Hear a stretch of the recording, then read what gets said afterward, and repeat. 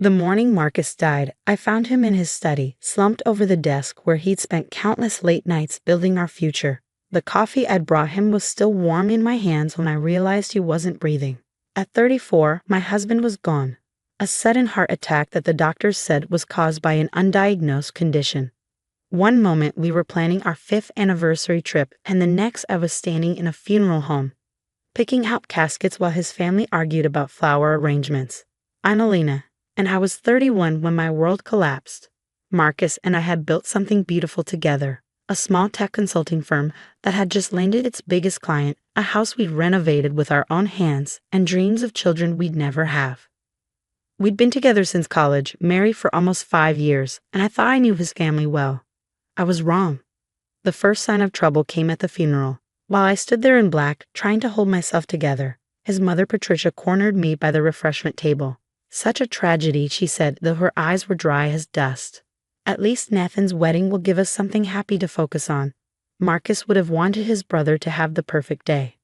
Nathan, Marcus's younger brother, was getting married in 6 months to a woman named Scarlett who'd already been featured in 3 bridal magazines for her vision of a $200,000 wedding.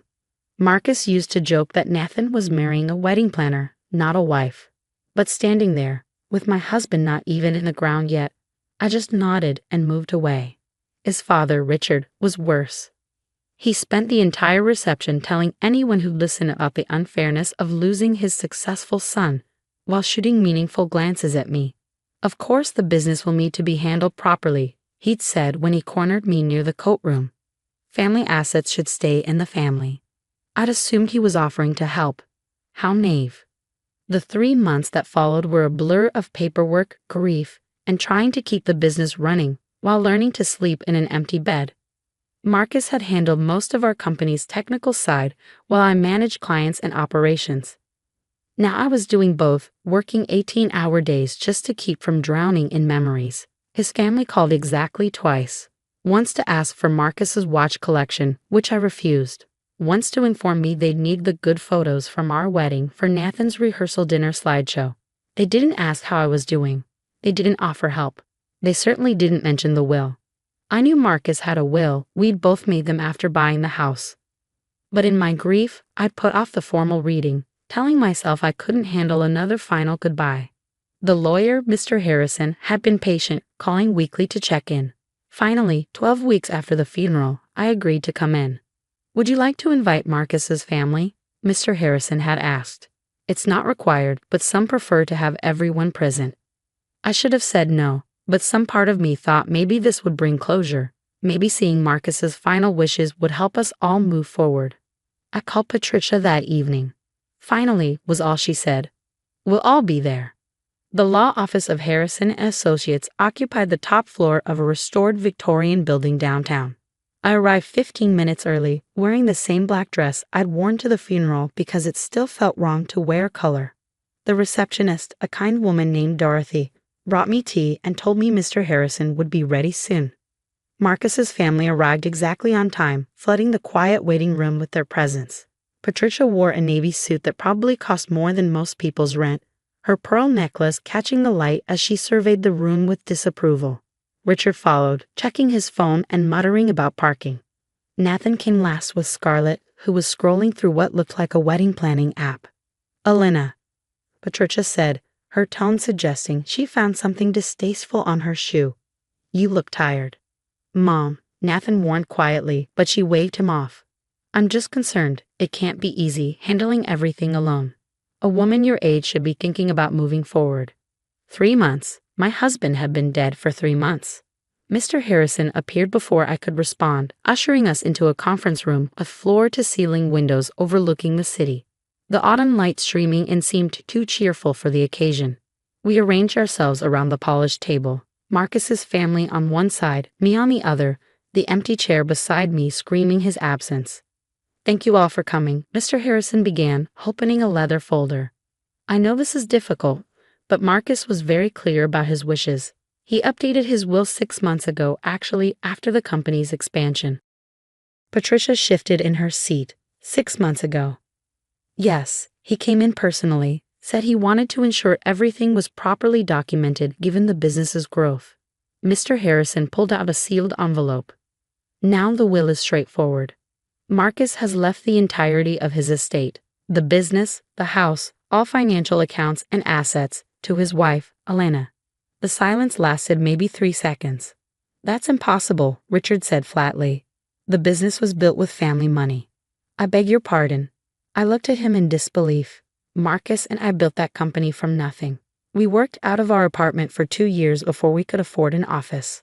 With the loan we gave him, Patricia added smoothly, $50,000. Family investment in a family business. This was news to me.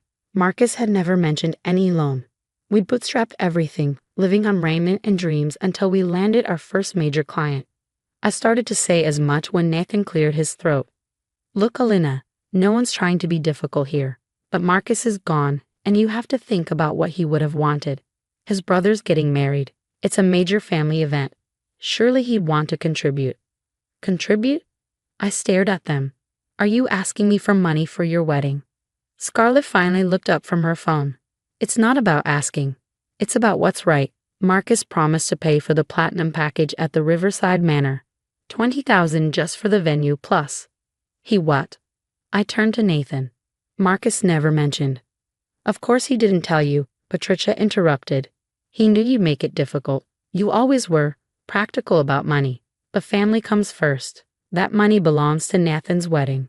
Mr. Harrison cleared his throat. Perhaps we should review the actual will.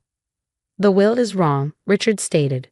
Our son's money belongs to his family. Blood family. He gestured at me like I was furniture, was just a 5-year inconvenience. Nathan needs that money for his future. For his real family. I am his family, I said quietly, anger finally breaking through the grief. I was his wife. For now, Patricia said. But you're young. You'll remarry. Meanwhile, our bloodline continues through Nathan. It's only right that Marcus's money goes to support that continuation. The wedding, the honeymoon, the house they'll need. The house? I laughed, short and bitter. You want me to fund Nathan's entire life. Our son's money, Richard repeated firmly, should go to our son's brother. If you had any decency, any real love for Marcus, you'd understand that. You'd sign it all over willingly. I think we should continue with the reading, Mr. Harrison interjected, but Patricia stood up. There's nothing to read. That will is fraudulent. Marcus would never leave everything to her while his brother struggles to pay for a proper wedding. We'll contest it. We'll prove she manipulated him, isolated him from his family. You isolated yourselves, I snapped. When was the last time you called him without wanting something? When did you ever visit without criticizing our house, our choices, our life? The only time Nathan spoke to Marcus in the last year was to ask for money. How dare you? Mrs. Patterson, Mr. Harrison's voice cut through the brewing storm. He was holding a second envelope, this one with a red seal. There's more. Patricia slowly sat back down, eyes fixed on the envelope like it might bite. Mr. Harrison opened it carefully, pulling out what looked like a letter and several documents. Marcus left specific instructions that if anyone contested the will or challenged Elena's inheritance, I was to open this secondary packet. He unfolded the letter, and I recognized Marcus's handwriting immediately. My throat tightened. Shall I read it aloud? Mr. Harrison asked, looking at each of us. Patricia had gone pale. Go ahead, Richard said, though his confidence had cracked. Mr. Harrison began, to my family, if you're hearing this, it means you've done exactly what I feared you would. You've tried to take from Elena what is rightfully hers, probably under the guise of family loyalty or Nathan's wedding. So let me be clear about a few things. The room was so quiet I could hear Scarlett's breathing. First, there was no family loan. The $50,000 you'll claim you gave me, that was Mom's inheritance from Grandma Rose, which she received when I was 12. I know because I was there when the lawyer explained it was for all 3 grandchildren equally. My share was never given to me. He spent it on the kitchen renovation and Dad's boat. I have the receipts. Patricia's face had gone from pale to gray. Nathan looked confused, turning to his parents. What is he talking about? Mr. Harrison continued reading. Second, I have documented every loan you've asked for over the years. The $30,000 for Dad's failed restaurant venture. The $20,000 for Mom's boutique that never opened. The $45,000 for Nathan's music career that produced 1 demo tape. Total, $95,000, all of which came from our company's profits. All of which you never intended to repay. This is ridiculous, Richard started, but Mr. Harrison held up a hand. Third, and most importantly, I have recordings. Every holiday dinner where you told Elena she wasn't really family because we didn't have children yet. Every phone call where Mom suggested I could do better with someone from our kind of people. The conversation at last year's Christmas where you spent 3 hours planning Nathan's wedding with our money while Elena was in the kitchen, cooking your dinner alone. I remembered that night. I'd made a feast for 12 people while they sat in the living room, discussing venues and flowers and how much Marcus should contribute. Not what should. Like it was an obligation. He found me crying in the pantry and held me while I wondered what I'd done wrong to make them hate me so much.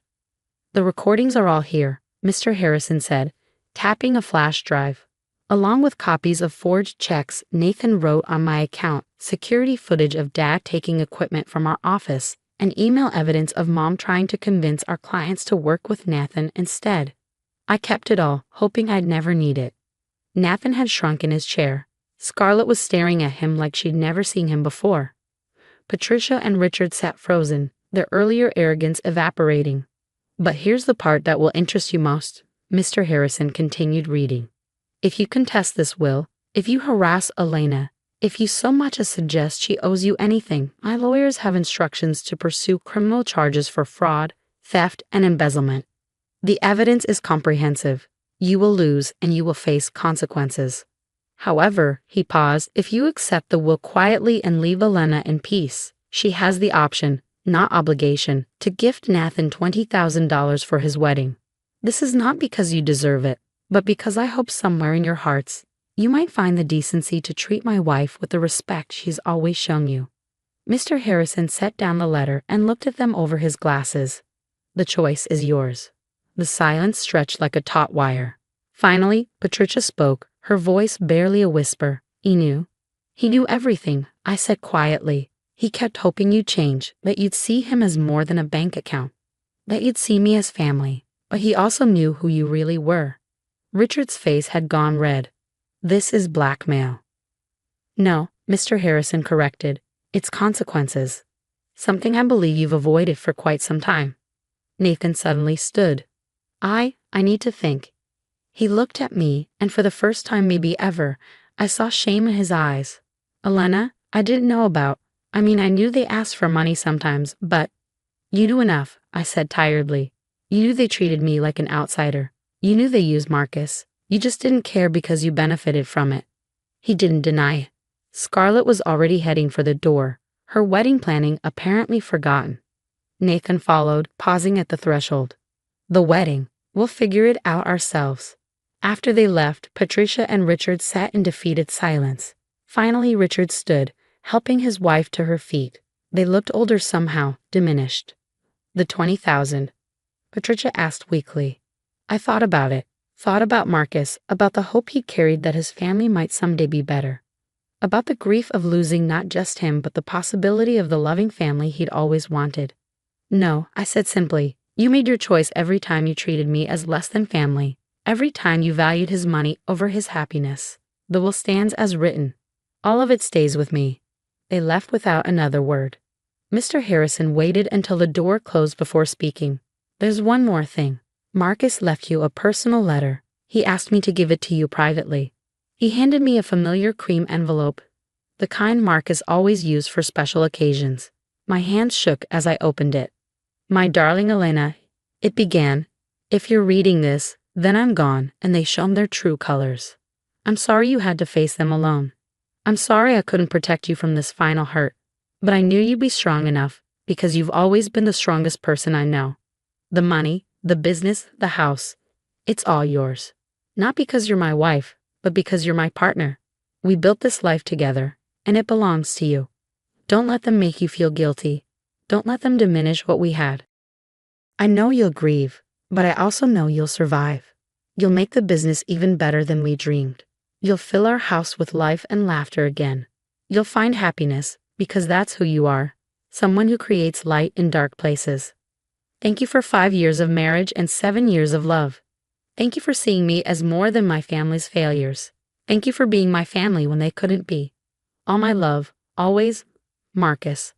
I sat in that conference room long after Mr. Harrison left, holding the letter and crying the tears I'd held back for 3 months. Not just for losing Marcus, but for the family he deserved and never had. For the pain he carried silently. For the love he'd given so freely despite never receiving it from those who should have loved him most. 2 weeks later, Nathan called. He'd broken up with Scarlett and taken a job in another state. I need to figure out who I am without them, he said, without their expectations and manipulations. I'm sorry, Elena, for everything. I wished him well and meant it. Patricia and Richard never contacted me again. I heard through mutual friends that they'd sold their house and moved to a retirement community in Florida. Their social circle significantly diminished after word spread about the will reading. As for me, I kept the business running and growing, hiring 2 developers who reminded me of Marcus and their passion and dedication. I kept our house too, filling it with rescue dogs and Sunday dinners for chosen family, friends who'd stood by me through the worst year of my life. Sometimes I still reach for Marcus in the morning, forgetting for a moment that he's gone. But then I remember his letter, his faith in my strength, his gift of not just financial security but freedom from the toxic family dynamics that had haunted our marriage. He was wrong about one thing though. I wasn't the strongest person he knew. He was strong enough to love despite receiving so little. Strong enough to protect me even in death. Strong enough to choose love over blood, partnership over manipulation, truth over comfortable lies. The business thrives. The house is full of life. And somewhere, I hope Marcus knows that his final gift wasn't just an inheritance. It was justice.